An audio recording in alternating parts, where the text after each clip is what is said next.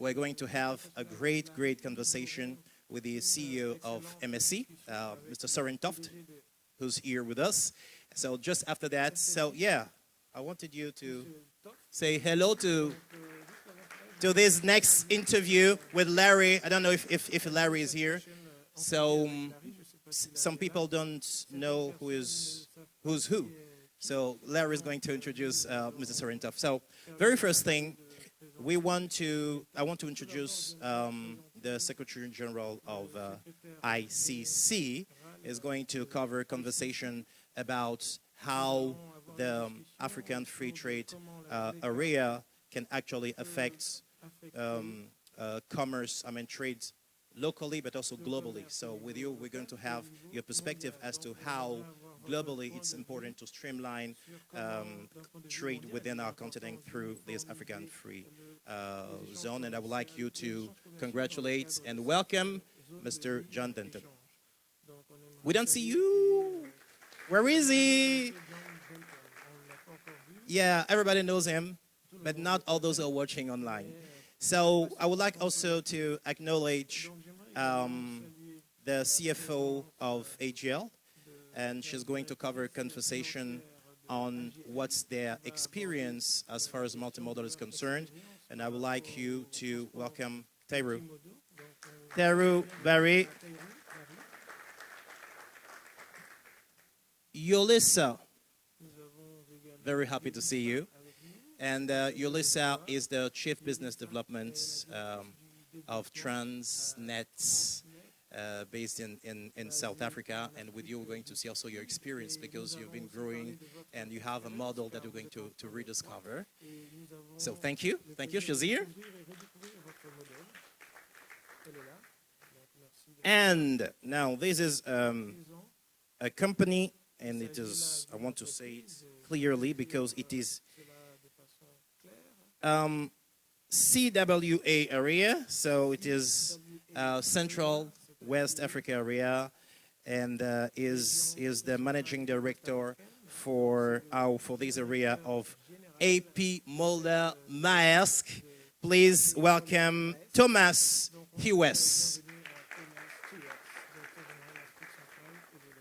Now, the first question will certainly go to you.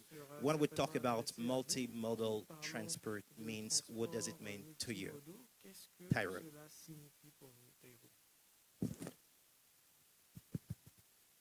Thank you, Stéphane. It's a pleasure to be here. So for us as AGL, we are the first integrated logistic network in Africa. We operate 20 port concessions, 2 railway concessions. We are present in more than 45 countries, and we have more than 23,000 of employees. So for us, multimodal is the ability to be able to deliver to our customer from point A to point B on the most efficient, combining several schemes of transportation. So basically, multimodal for us here is to be able to deliver on time anywhere in Africa.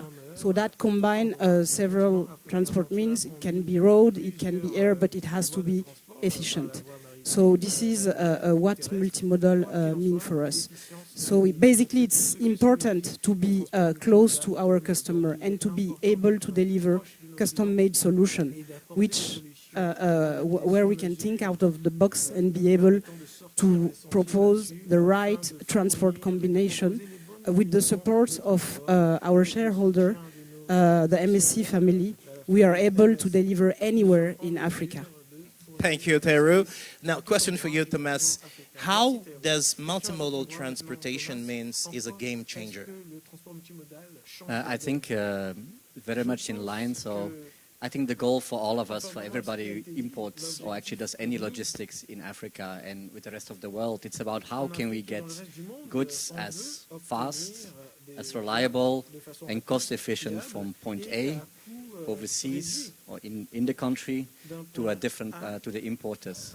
And I think the multimodal is a very important concept because multimodal allows you to choose between different modes of transport either be by air, by rail, by sea, by truck, that gives you either the fastest way, if you need your goods fast, reliable, to make it the most reliable, or the most cost efficient, or a combination thereof.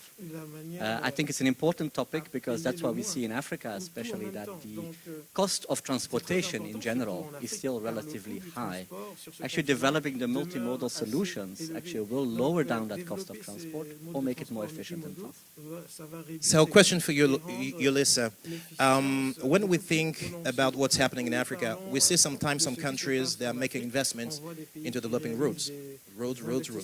And then we don't talk about the railways. And then we see them developing, I mean, it's most of the time roads, but we don't actually see the development of all those types of transportation means at the same time. What's your experience back in South Africa? I suppose I've got a vantage point. I come from Transnet, 30 kilometers of a railway network, 8 commercial ports and 16 port terminals. And I suppose what, once again, is, and it's happening not just in South Africa, it's happening across the continent, is that we are losing the rail market share. And there's a reason for that. And we are bearing the fruits of the old policy decisions that were taken to invest less in maintenance of our railway infrastructure. So like any basic, I mean, the basic engineering principle is that if there's a gap, obviously somebody finds an alternative, and road has become that alternative to an extent that less than 20% of our cargo in Africa is on road. Now, I think what needs to happen here is we need to go back to the principles of proper transportation planning, proper modeling, and then optimize the corridors. There are corridors that are good for certain commodities. Rail has got a right of way, right, which means there's no competition with traffic by and large. And trucks are supposed to play a complementary role if we planned accordingly. Be that as it may, I think there's an opportunity to claw back at the back of the AfCFTA that is busy being implemented. And if you look at the realities of rapid urbanization, so if Africa by 2050 is looking at 2 billion people, if we do not change our gears now in terms of road to rail migration, and unfortunately 10 years from now it will probably be sitting at zero cargo on rail, which would be rather unfortunate. Sometimes we talk about how important it is to open up Africa. I mean, it's good for African people to sell to other African people, but I would like to have your perspective. Is it also in the perspective of the global market to say it's important to open Africa, so it's good also for big companies to have an integrated market? Yeah, but what we want is a functioning integrated market. And if I could, maybe the perspective I come at this from is a little different. I mean, we want to see the full fruits of the African Continental Free Trade Area, and make no mistake, the investment in infrastructure, particularly transport infrastructure, is extremely important. In fact, we're rebalancing, for example, the famous ICC courts of arbitration, which do a lot of work in Africa at the moment in energy construction and infrastructure, to actually rebalance, to actually have even more focus on transport. So that's a particular issue for us. But the big issue for us is we have this investment then in transport, which is great, roads, which is really good. But we don't want to see goods, lorry drivers, truck drivers stuck at borders. So there's a couple of issues there. So I created the Global Alliance on Trade Facilitation. We have 12 projects at the moment in 9 African countries, working hand in glove with business and government and the World Customs Organization and others to resolve this issue. So we have, for example, in Senegal, we're doing a project on phytosanitary, which is actually enabling a digital application of this, so we save a lot of time. But we also understand it, that's a practical thing we do, and that's, I suppose, a famous element of the International Chamber of Commerce. But at a policy level, we're very concerned to ensure that there's actually financial incentives for this to happen as well. So there's not much point in talking about all this, but in the end, the Department of Finance in Senegal or the Ministry of Finance in another country in Africa says, well, what are we going to do when we lose these customs duties? So what's the incentives there? So what we're focusing on is then creating this adjustment fund which frankly is a doable number. I think the economists would put it at about a $10 billion fund, which will be required in two envelopes, one from the private sector and the other from development agencies. And I was just talking to Wamkili Mene on the way in. I mean, we will double down in actually seeking to ensure that the French Development Agency, other development agencies, actually support the transition or the adjustment so that we can get the customs duties reduced. We can then create the digital enablers to actually get the goods going across borders and really get the power of the African Continental Free Trade Area working. Because let's face it, there's $450 billion tapped up here, but about 65% of that is actually going to come about through trade facilitation. So my eye is always on the prize. That's where we want to make the difference, and that will actually facilitate the movement of goods across borders and out of Africa into the global world. Wonderful. Please tell us more about your experience in Senegal. So, is there any connection between the custom procedures in Senegal and with any other country? Because what we focus on here is actually cross-border. Yeah. I mean, the fundamental issue we found was that there were great development agencies wanting to help. We had governments who wanted to do things, but none of them knew how to talk to business. So what we created was a modality for that to happen. So we bring together the parties. We actually have a real business problem, which in Senegal was identified as phytosanitary, and actually we then bring together the development agencies who want to support in Senegal, the businesses to come up with the practical solutions, and then the World Customs Organization as well, and government, and then give what was, in this case, it was digital tools. So it really, it's and it has to be as well, it has to be site or country specific, because there are particularities that surround each of the customs arrangements, what happens on borders, etc. as well. And so you actually have to get into the weeds and do this stuff, is how we would describe it. Thank you. What's your experience in terms of custom clearance? Does it take time when you go from one country to another, or is there a kind of digitized way? So what's your... It does take time. I mean, we were making a point in the speakers room. We say that you can build all the infrastructure, but if a truck is going to take 2 days to get to the border and then takes 5 days to be cleared, what's the point? Having said that, I mean, we've had conversations with our neighbors in Mozambique, CFM, which is equivalent of our Transnet freight rail, where we are talking about a seamless corridor where they move straight from their pits to our ports and vice versa. So that interchange that happens, where you change the sets and you change the drivers, all of that has been taken away. And this is aimed at making sure that, you know, there's a seamless transition across the border. So that's one example, and it's doable. The one thing that I think we could all try and leverage on is, as railway authorities on the corridors, have a better planning so that we have a good understanding of what communities are coming through and how best we then move from one country to the other. There's an opportunity with, I know, the Zambia and the DRC as well, doing the same, as well as the DRC and Angola. So there are windows of opportunity where the neighbors can actually customize their corridors, especially easy corridors where there's already work that's happening, Lobito corridor in particular. So yeah, traditionally that's the case, but there's an opportunity to change that just by having a conversation between the railway authorities. I mean, this is also something you've been facing. I mean, well, we have the infrastructure, okay, but then we have all the documentations, and there is no interface between the customs system in this country and another country. This is something that you've been working on. So I'd like you to elaborate a little bit on this. What's your experience on that? I mean, the customs procedures. I think it has been covered. The thing is that, just to take an example and figure, it takes today 22 days to have a container moving from Abidjan to the Malian border. So basically, it's not a matter of infrastructure, it's a matter of how the government communicate and how we can have a common platform. So digitalization is important, and coordination is also key in this process. We are having several, the customs agencies has several framework which do not talk to each other.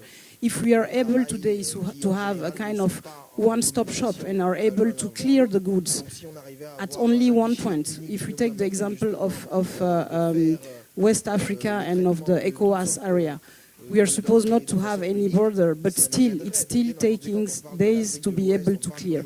So first of all, it's a matter of harmonization and be able to agree on a one-stop shop clearance procedure and be able to clear the customs at only one point and not having a multiple stops. I think it makes sense. Can I jump in here, because there's Yeah. there's another piece which is really critical. One of my commitments when I took over the International Chamber of Commerce was to take trade from analog to digital. One of the great impediments is the lack of legal recognition of electronic transferable records. The reality is that 99% of bills of lading are still paper-based. So what we have been working on, and I created an innovation center in Singapore, which is called the Digital Standards Initiative, is how do we create the standards to enable that to happen? If we can get, and this is a point I make to Keely, if we can get the African Continental Free Trade Area to adopt what's called the model laws on electronic transferable records, which we have established and worked with UNCITRAL and others, that will give the African region a huge jump ahead. Digital recognition will lower the cost of access to the trading documents and make them available more broadly. And that's a fundamental step to ease the whole process around customs as well. It's actually a political imperative, but it's with a very practical outcome, and it doesn't cost anything. So there you go. A big point. It doesn't cost anything. I want to talk about money right now. How do we fund all this? Because we have to fund all those reforms, but also maybe the infrastructures. Because there is one point, and I would like to talk about that with you, Thomas. There is one point that people have been talking about over and over, is that sometimes we do not have the same standards for roads from one country to another. We don't have the same standards for railways from one country to another. But if you want to upgrade it, it takes money. So, I mean, how do we fund it? Is it a PPP or DFIs? How does it work? What do you think? I think this is probably one of the biggest topics being talked about in this forum. And I do believe the next era is all about the investments in the road and rail infrastructure. If you look 10 years back, the big bottleneck for trade with Africa was port infrastructure. There was a massive bottleneck on port infrastructure. The costs were very high, efficiency was very low. I think through a cooperation between public and private sector, there's been a lot of investment in port infrastructure, to the point now that you could almost say, at least in a West African context, that port is not a bottleneck anymore at this point of time. What is the bottleneck right now is to get goods out of the port. Look at the major ports in West Africa. It's the ship comes in, but then to get the truck into the port, or getting a rail wagon, or get it just out of the port, in some places it can take days, if not weeks. The cost of that is massive, so there's a big need for infrastructure investments. I don't think there's a one-size-fits-all answer here. Of course, there will be a big part which is public funding, that needs to be public funded. There's going to be a part which is going to be public-private cooperation, and then the certain private actors who are interested in actually investing. Because the size of the pie is so huge, the savings that can be had for multimodal transport, lowering down the cost, is so huge. There's a big, big stake at play. So I think we need to evaluate all the different modes of financing, but I think that's one, and that's probably the easiest answer. Oh, we need to invest in roads, we need to invest in rails. Probably also the most difficult at this point of time. I think what John was talking about is probably a lot also easy to do, which can be done as well by private actors. That doesn't cost that much. Digitization of documentation, aligning of procedural between borders, between countries, aligning of duty regimes between countries. I think these are probably the things that don't cost much, but can yield a lot of benefit and can yield a lot of time for importers, as well lower down the cost of goods. Stéphane, if I can just jump in. Gulose, please wait. Okay. Yes. Just one thing I want to complete regarding financing, if I can, is that for infrastructure, it's key to have the public power on board, because sometimes the development of infrastructure cannot be bearable by a private actor. It has to be a cooperation between public and private.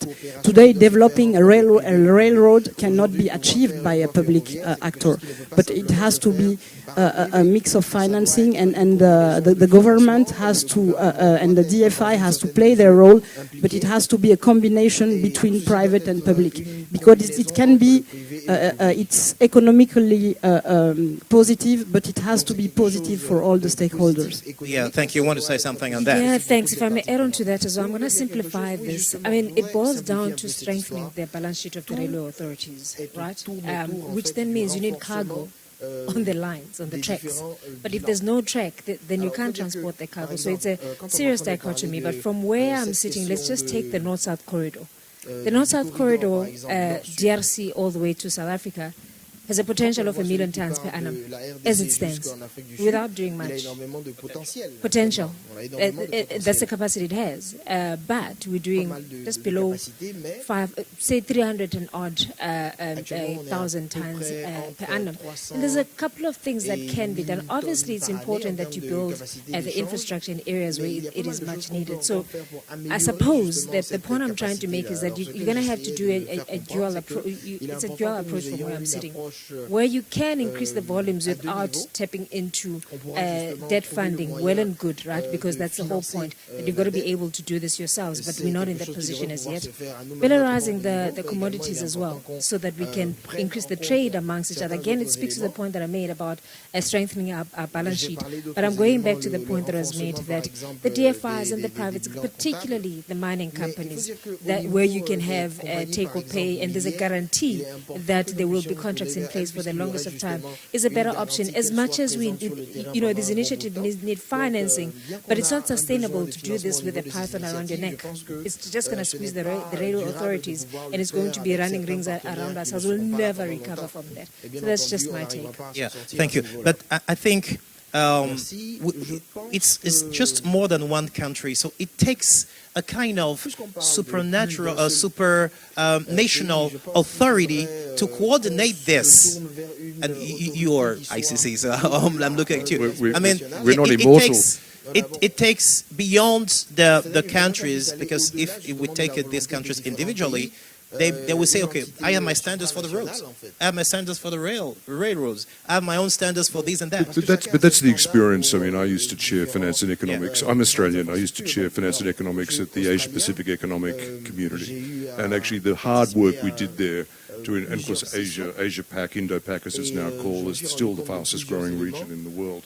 The future of Africa is all before us, but the reality is, because we did the hard work, frankly, on supply chain standards across the whole region, that actually unleashed the whole supply chain revolution.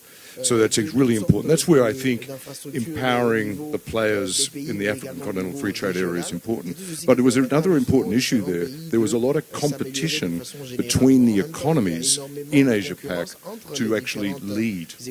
We had a whole process they called the Pathfinder approach, because APEC is unlike the European Union. It's completely voluntary.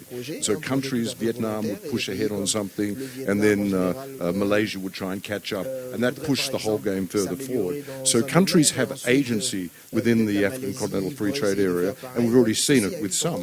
Some countries push ahead. What we want to see is other countries actually see the benefit. Can I just flip back to the infrastructure question as well, and the investment issue? I sit on the board of IFM Global Investors in Australia. We're a $220 billion fund. We invest in infrastructure.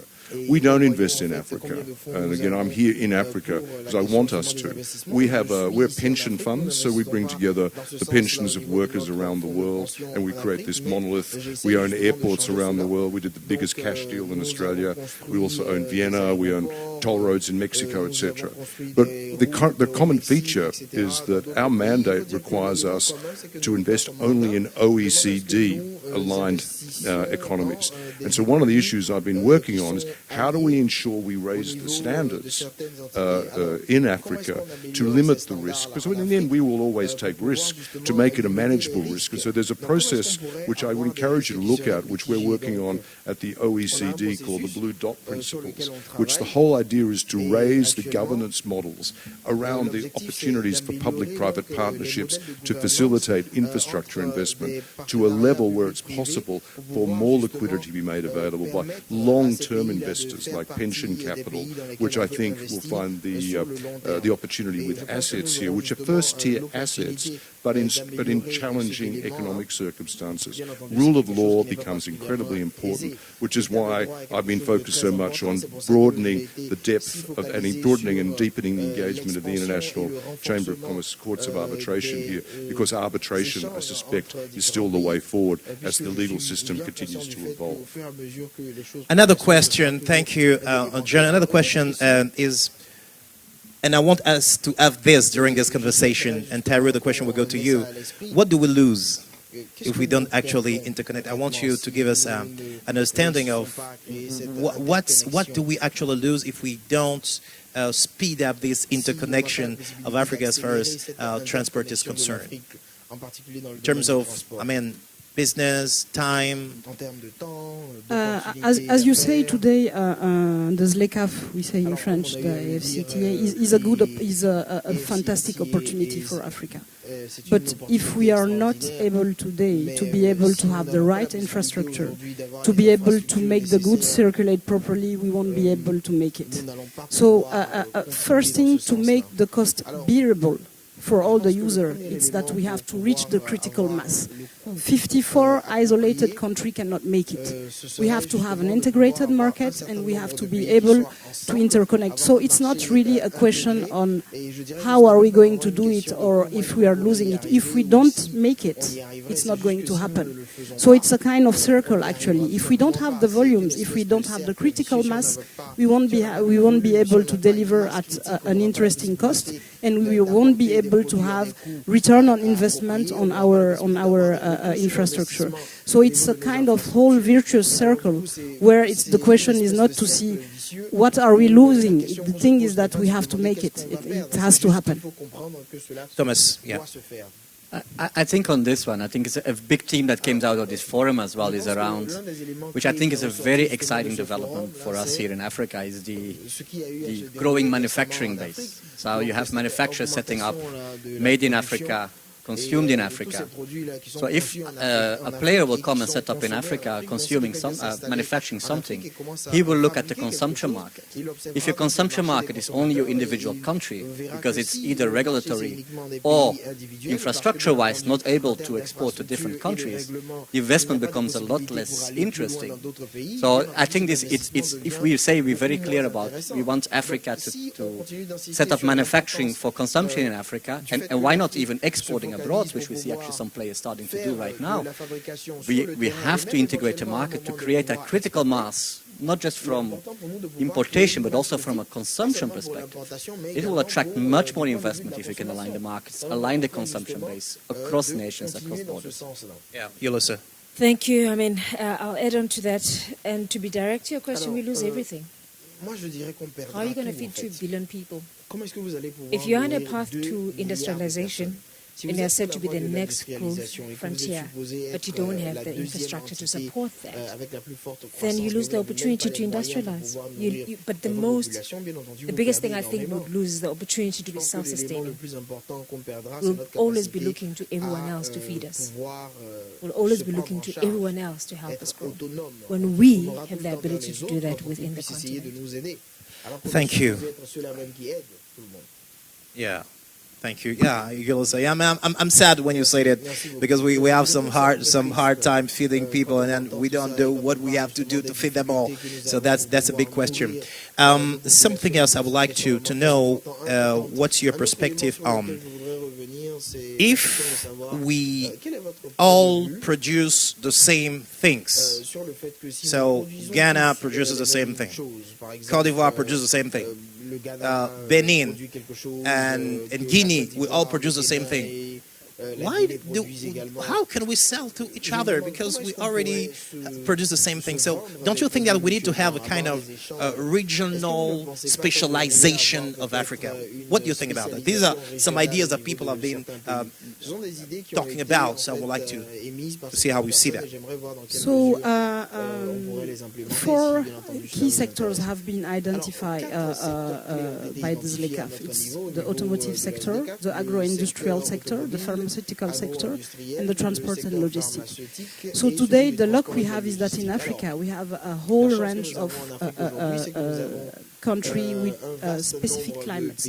So we can be able, if we take the automotive industry, for instance, today, being able to locate the assembly part close to the consumption basin mean that they can source inputs. If we take rubber, for instance, in Ivory Coast, can be specialized in rubber. For the electrical battery, we can also think about mining transformation in DRC. So I think the luck we have in this continent is that we have a wide range of inputs.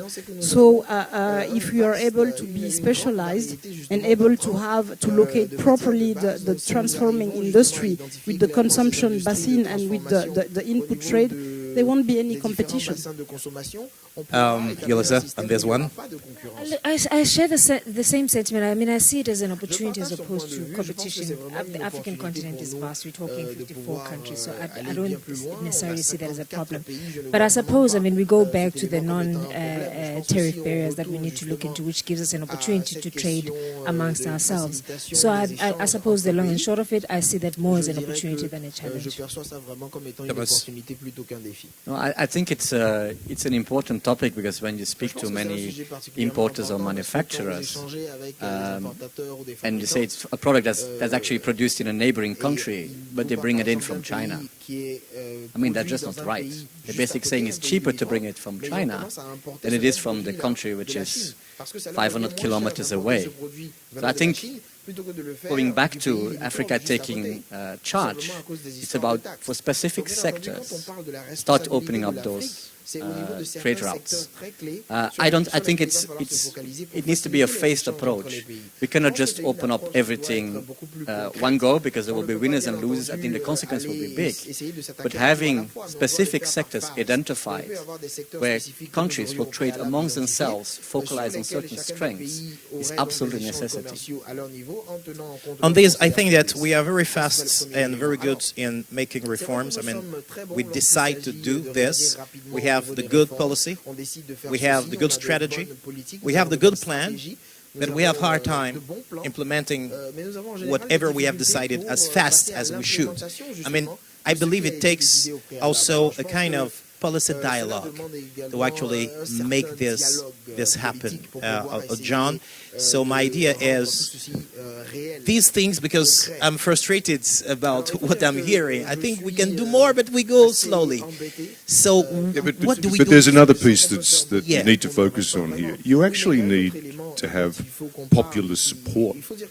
You actually, it's great to have by the way, on your previous question, I'd just be very careful about any move towards central planning across the continent. I used to live and work in Moscow, and the process that actually, the product of central planning economy is actually not a great outcome. So let's keep markets functioning. Let's keep competition afoot. That was the secret of Asia Pacific. Let's make that the secret source of the African future as well. But popular support. I mean, the fact is, if people aren't given the tools and capability to participate in a functioning market economy, to make a living for themselves and their families, why would they support it? And what we're finding, and I've actually just established the fourth of the ICC Centers of Entrepreneurship in Africa. So we're in Casablanca, we're in Lagos, we're in Nairobi, and we're in Accra.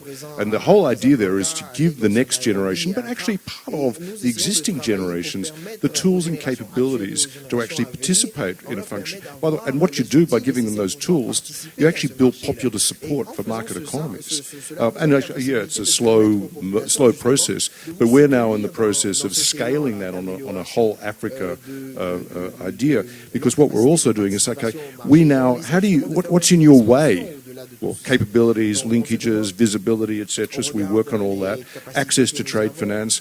Oh, okay, so we're now creating our own trade finance tools because we want to build popular support, almost a demand for market reform, a demand for open market, and then an understanding that being able to trade across those borders will create increased prosperity. You kind of have to do all that. By the way, that should not be the hard bit. And on popular support, I think the media can help on this point.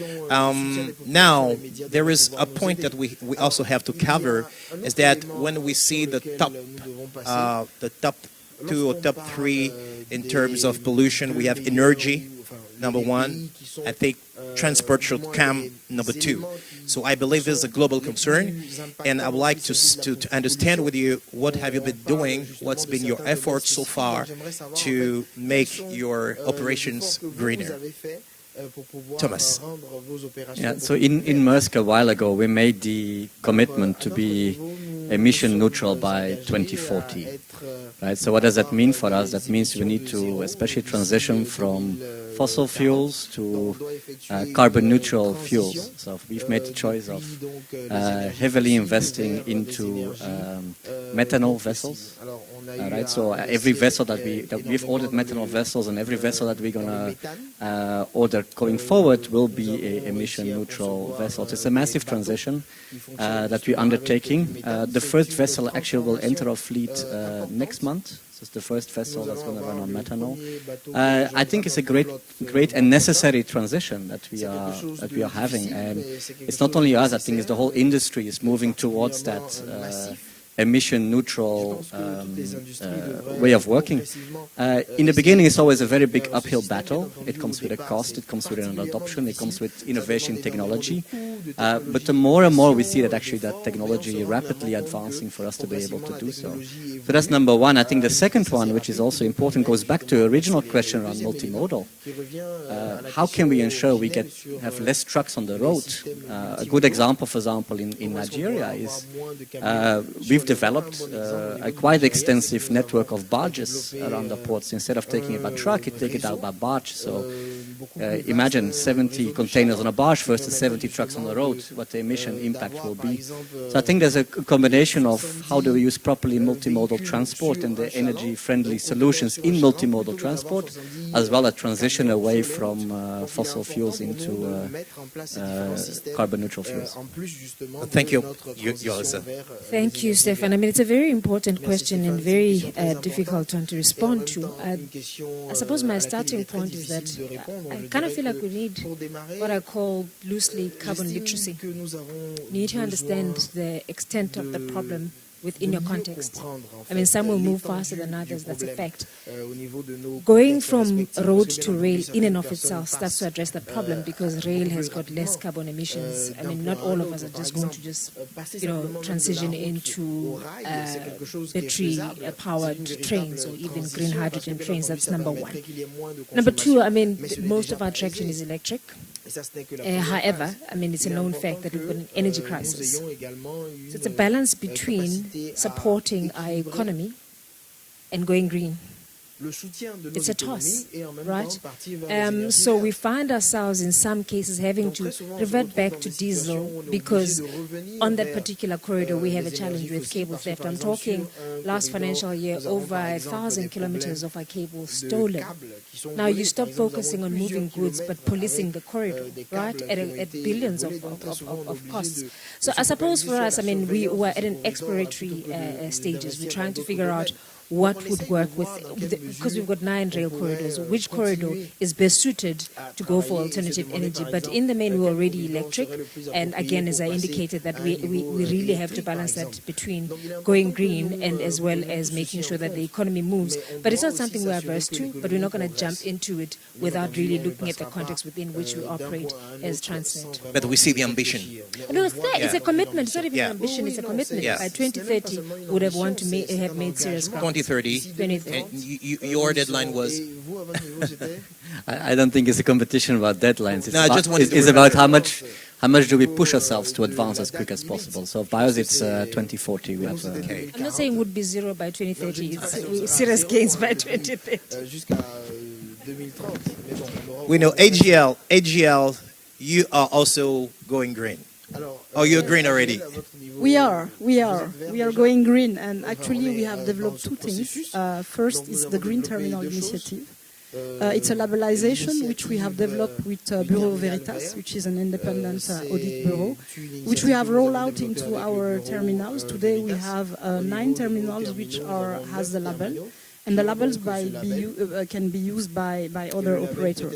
So basically we have 8 pillars, and it goes from how the buildings are done to are we using the right equipment, the electrical equipment, handling equipment. So this initiative has been rolled out since 2021.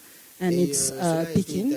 And another thing is that for all the new infrastructure we are developing, all the greenfield and even the extension, we are going into electrical. So basically the latest infrastructure we have developed in Ivory Coast, all the RTGs and all the what we call the truck, the RE, are electrical.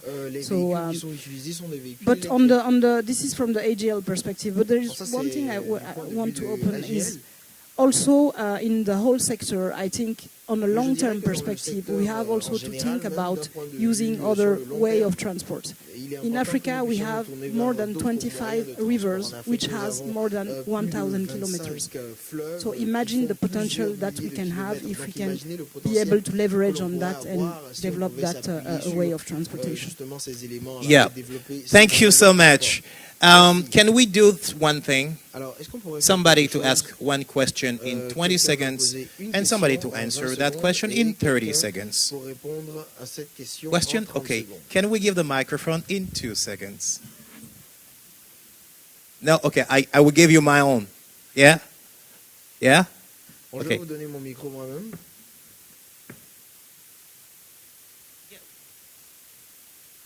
All right. Thank you. So, thank you very much. Quite insightful. But for me, it's a value conversation where I don't think burdening you with logistics, transportation, the ports in isolation is fair. It's a broader conversation because this is the problem that has resulted in Africa being where it is right now. If you look at the mining session that we had, we call it a mining industry, but it's an extraction industry. The pit to port syndrome, which is what we're trying to address now. We mine our lithium, copper, iron ore. There's no value addition whatsoever. And I would like to quote one of the speakers yesterday that said, we're failing to do the smallanyana things or decisions that are going to change the narrative of our continent. There has been, okay, it's a very, very, I would say, emotional and passionate topic. So give me one more second. I would like, And I'm not sure we're going to have an answer, except you do it in 20 seconds. I would like to challenge. I think we should focus not on the negatives. Let's focus on the positives as well. You do see a growing industrialization happening in Africa. You see factories setting up in Ivory Coast, in Ghana, in Nigeria. You see transformation happening in the agro-commodities. So there is that movement of transformation happening. Can it be done more? Yes. We all agree. I do believe there's actually a movement happening that we should also very champion. And I think that's why we have this discussion around that how can we facilitate this movement growing and actually happening better. Just quickly, I mean, we see Africa, the reason I'm spending so much time developing our presence and our work here is because we see Africa as part of the solution on food, on climate, on access, on digital, and on innovation as well. We see Africa as a source of innovation for the global world. Thank you so much. So yeah, we've seen that we can better feed Africa. We can give jobs to our youth. We can increase and accelerate our economy. We just have to be interconnected. We just have to solve the problem of the customs. We just have to go digital. We just have to go greener. We just have to build multimodal. Thank you so much. And we stand for the photo. Yeah. No photo? Okay, good. Yeah, you know, the man who tells me no photo is next to Larry, and Larry is going to hold the conversation. Let's give him a warm welcome. He's here for the photo, okay. So Larry, can you please have Larry here on stage, our talented MC.